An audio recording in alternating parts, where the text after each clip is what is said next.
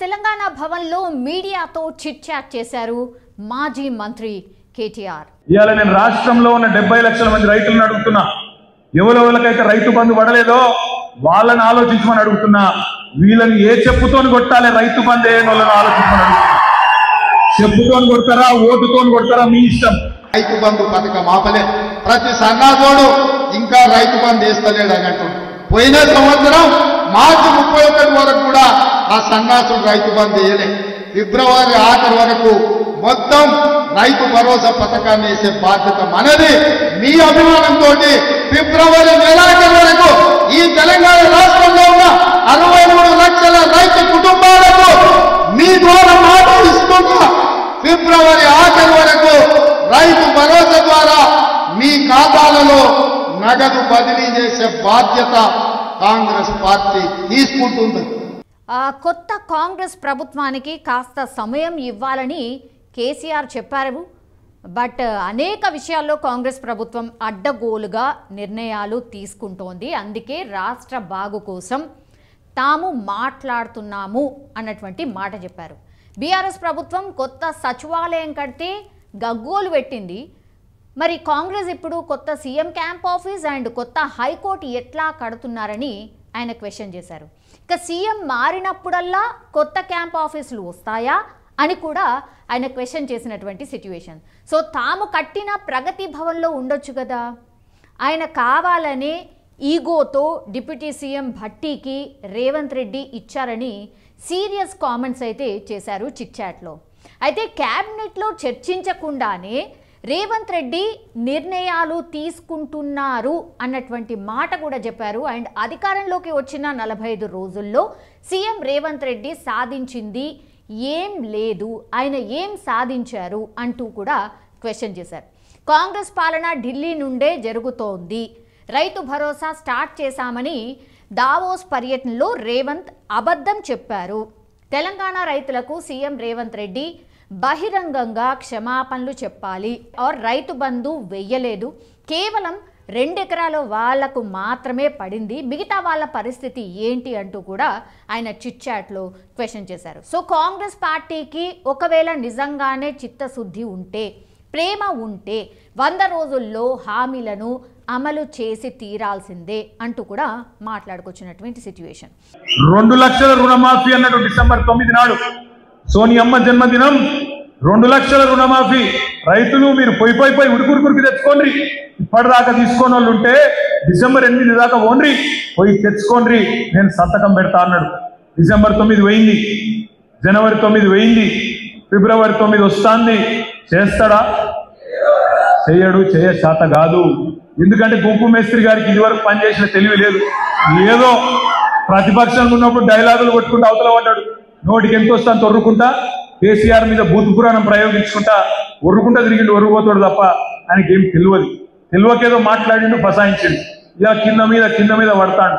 అందుకే నేను అంటున్నా, 2 లక్షల రుణమాఫీ చెయ్యనందుకు, రైతు భరోసా చాలు చేయనందుకు, రైతు భరోసా చాలు చేయకపోగా ఉన్న రైతు బంధు వేయనందుకు, తెలంగాణ రైతన్నలు రైతు బంధు అడిగితే చెప్పుతోని కొట్టమన్నందుకు రేపు ఓటుతో కొడతారు కరీంనగర్ లోక్సభలో కూడా కాంగ్రెస్ పార్టీని అనే మాట నేను మీకు చేస్తా ఉన్నాను.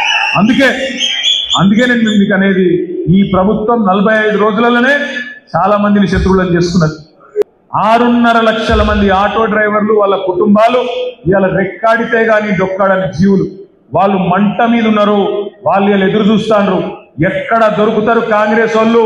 రేపు జెడ్పీటీసీలో దొరుకుతారా, కౌన్సిలర్లు దొరుకుతారా, పార్లమెంట్లో దొరుకుతారా, సొసైటీ ఎలక్షన్లు దొరుకుతారా? యాడ దొరుకుతాడా కర్రు గాల్చి వాత పెట్టేందుకు 6.5 లక్షల మంది తమ్ముళ్ళు వాళ్ళు రెడీగా ఉన్నారు. మీరు చేయవలసింది ఒకటే. ఇప్పుడే వినోదన్న చెప్పిండు, 2189 బూత్లు ఉన్నాయి. బూత్కు ఒక్కరు చొప్పున సోషల్ మీడియా వారియర్గా, తెలంగాణ బలగంలో సైనికుడుగా మనం అపాయింట్మెంట్ చేసుకొని మీరు చేయవలసింది ఒకటే. మీ ఊళ్ళో కూడా ఆటోలు ఉంటాయి, మీ ఊళ్ళో కూడా ఆటో అన్నదమ్ములు ఉంటారు. వాళ్ళ కాడ పోయి మాట్లాడియండ్రి, ఒక వీడియో తీసి మాకు పంపిండ్రి. మేము మీకు పంపిస్తారు కాదు, మీరు కూడా మాకు పంపిండ్రి. వాళ్ళ ఆవేదన ఏంది, వాళ్ళు ఏమనుకుంటారో అడుగుండ్రి. ఫ్రీ సిలిండర్ 500 రూపాయల సిలిండర్. మూడోది, ప్రతి మహిళకు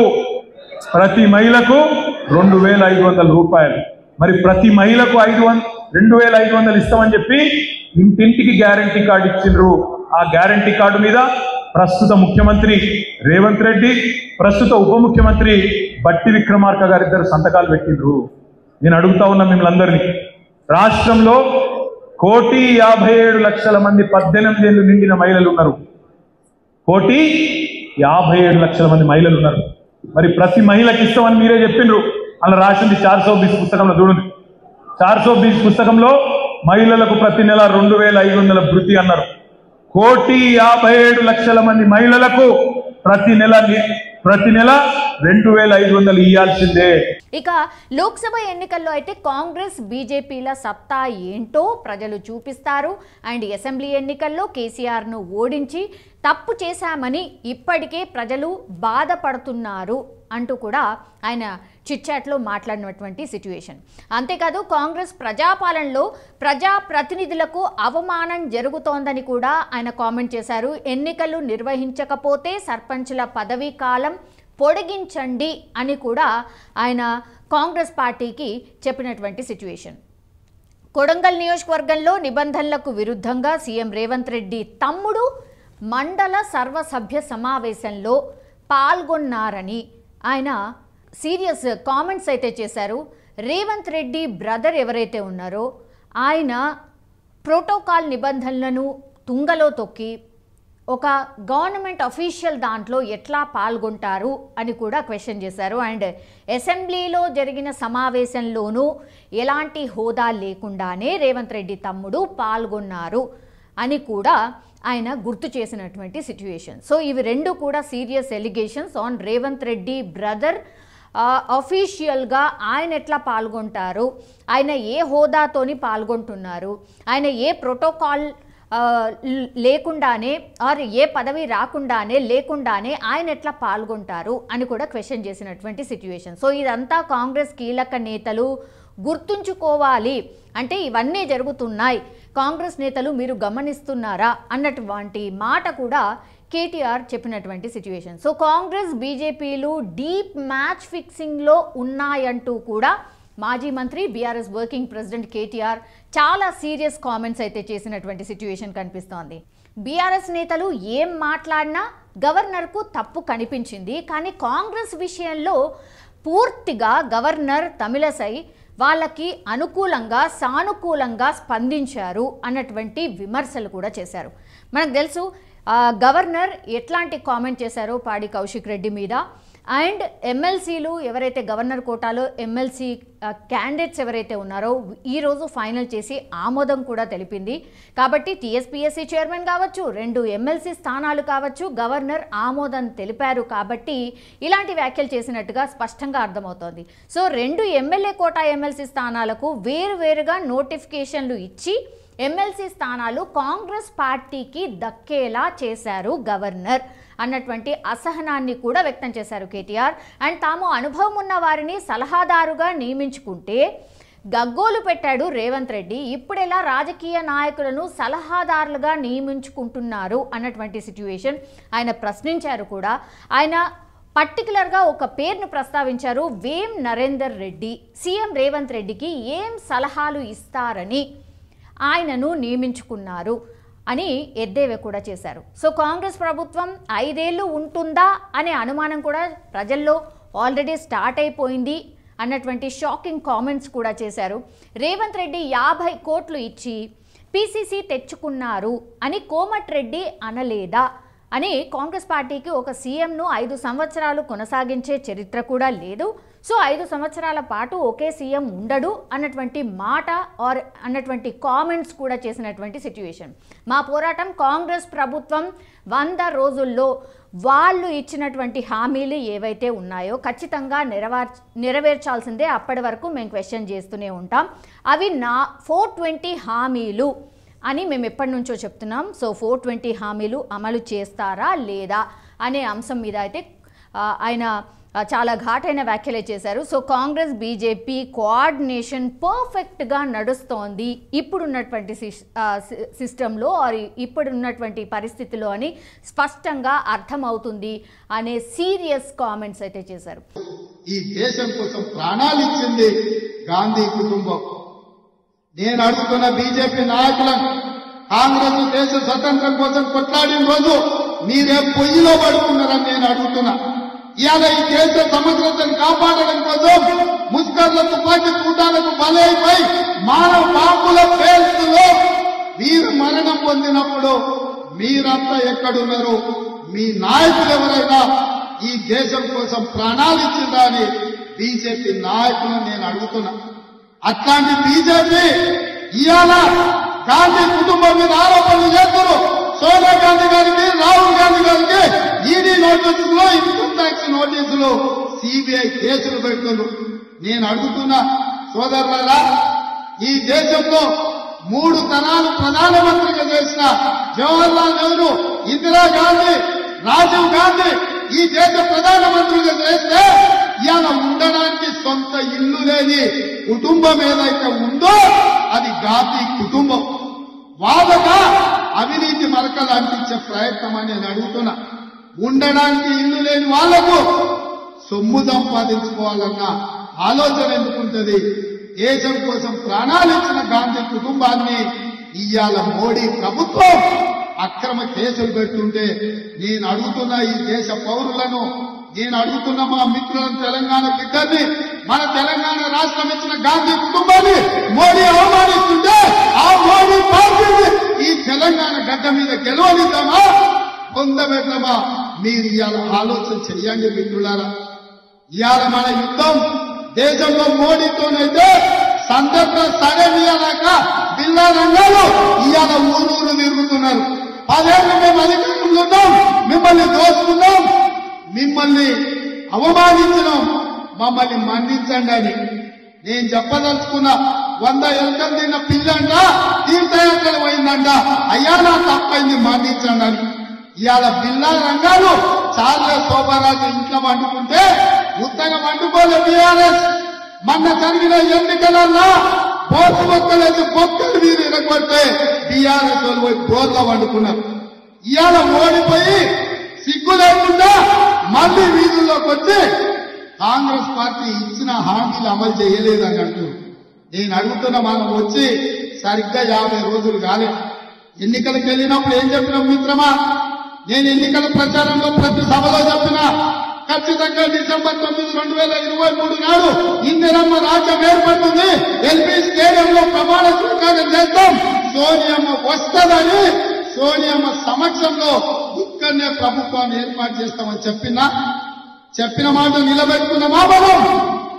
మీ అందరి సహకారంతోనే కదా ఇదే ఎల్బీ స్టేడియంలో సోనియమ్మ సమక్షంలో మన ప్రభుత్వం ఏర్పడ్డది.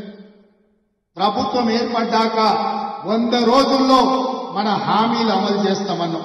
సో ఈ కామెంట్స్ తర్వాత ఈ రోజు కాంగ్రెస్ పార్టీ ఎల్బీ స్టేడియంలో ఒక సభ నిర్వహించింది. దీనికన్నిటికీ రియాక్షన్స్ అయితే వచ్చాయని చెప్పొచ్చు. ఎందుకంటే 6 గ్యారంటీల అమలుపై ముఖ్యమంత్రి రేవంత్ రెడ్డి కీలక వ్యాఖ్యలు చేశారు, ఆర్ కీలకంగా ఒక సూచన చేశారు, ఆర్ ఇన్ఫర్మేషన్ ఒక రకంగా ఇచ్చారు అని కూడా చెప్పొచ్చు. ఎందుకంటే Telangana Congress party booth level leaders సమావేశం నిర్వహించారు ఈరోజు. ఈ సభలో రేవంత్ రెడ్డి పాల్గొని ఆయన మాట్లాడుతూ అధికారంలోకి వచ్చిన 2 రోజుల్లోనే 2 గ్యారంటీలు అమలు చేశాము అంటూ ఇప్పుడు ఎవరైతే నాయకులు మాట్లాడుతున్నారో వాళ్ళందరికీ కౌంటర్గా ఆయన గుర్తు చేసినటువంటి సిచ్యువేషన్.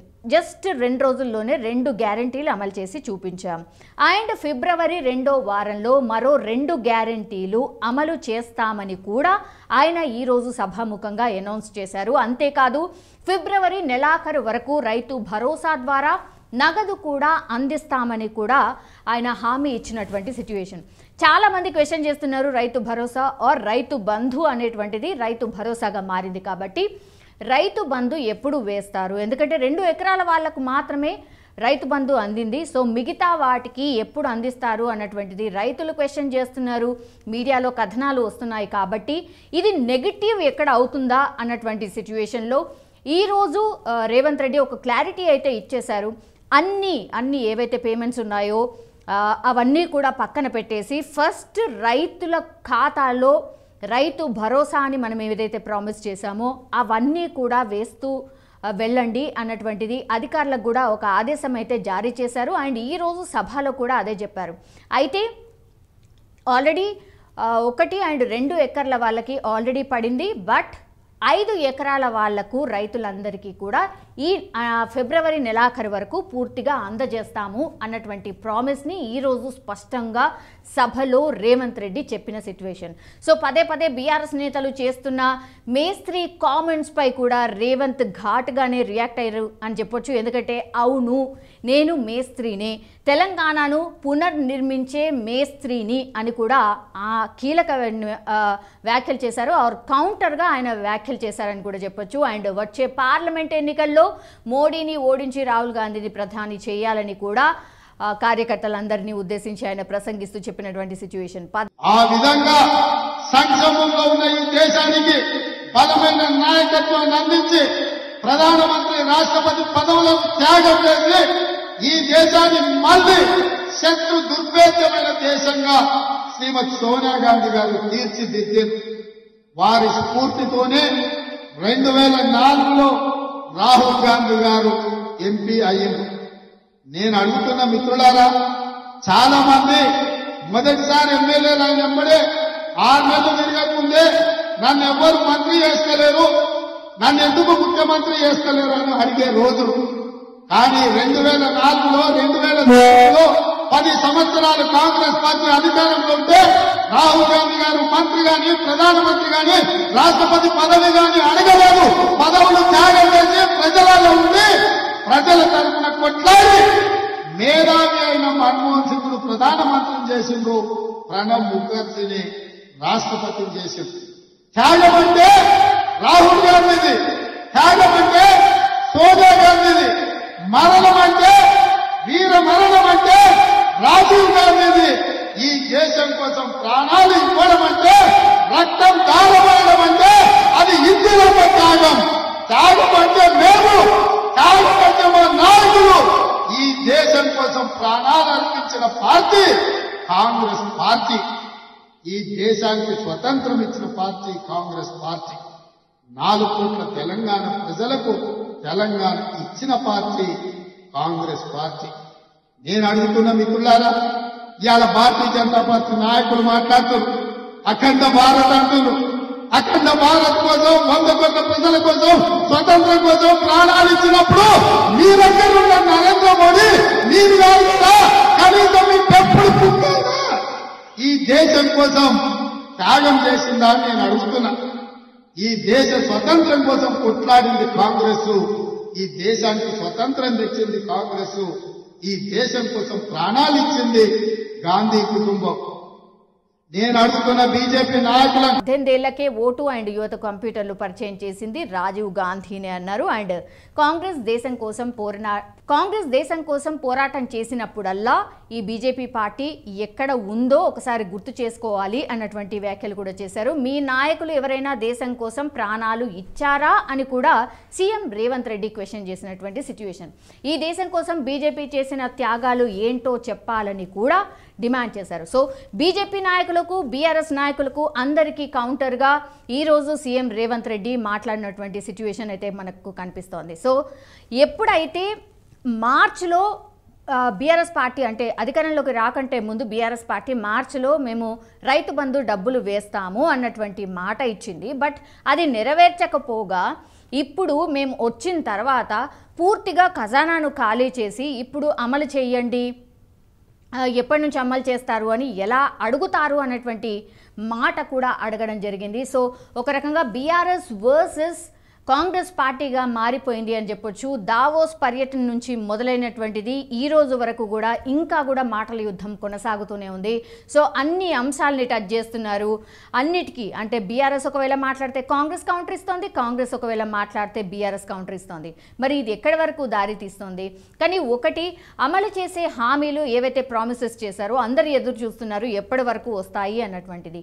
ఈ రోజు అయితే ఒక క్లారిటీ వచ్చింది. రైతులకు సంబంధించి అయితే పెద్ద ఇష్యూగా ఉండింది. రైతులకు రైతు బంధు ఇవ్వబోతున్నాం, ఎందుకంటే అన్ని పేమెంట్స్ని పక్కన పెట్టేసి ఇప్పుడు రైతులకైతే డెఫినెట్లీ మేము రైతు భరోసా కింద ఏదైతే ప్రామిస్ చేశామో ఫిబ్రవరి నెలాఖరు వరకు ఇవ్వబోతున్నాం. కానీ అది కేవలం 5 ఎకరాల వరకు మాత్రమే. ఇది కూడా క్వైట్ ఇంట్రెస్టింగ్ పాయింట్. ఎందుకంటే 5 ఎకరాల వరకు మాత్రమే మరి రైతు బంధు ఆర్ రైతు భరోసా ఇవ్వబోతున్నారా అనే చర్చ కూడా నడుస్తోంది. ఎందుకంటే గతంలో కూడా మనం చూసాం, ఎవరైతే రిక్వైర్డ్ రైతులు ఉంటారో, అంటే 5 ఎకరాల లోపు వాళ్ళు ఎవరికైతే ఉంటారో నిజంగానే పెట్టుబడి కింద అవసరమవుతుంది, వాళ్ళకి ఇస్తే సరిపోతుంది. మిగతా ఫామ్ హౌసెస్కి కానీ, లేదంటే 100 ఎకరాలు ఉన్న వాళ్ళకి కానీ, లేదంటే రోడ్లకు కూడా రైతు బంధు ఇస్తున్న వాళ్ళకి ఎందుకు వెయ్యాలి అన్నటువంటిది మాత్రం ఒక చర్చ అయితే నడుస్తోంది. సో 5 ఎకరాల వరకు ఇచ్చినా చాలు అనేటువంటి ఒపీనియన్ అయితే లార్జర్ స్కేల్లో వ్యక్తం అవుతున్న పరిస్థితి కనిపిస్తోంది.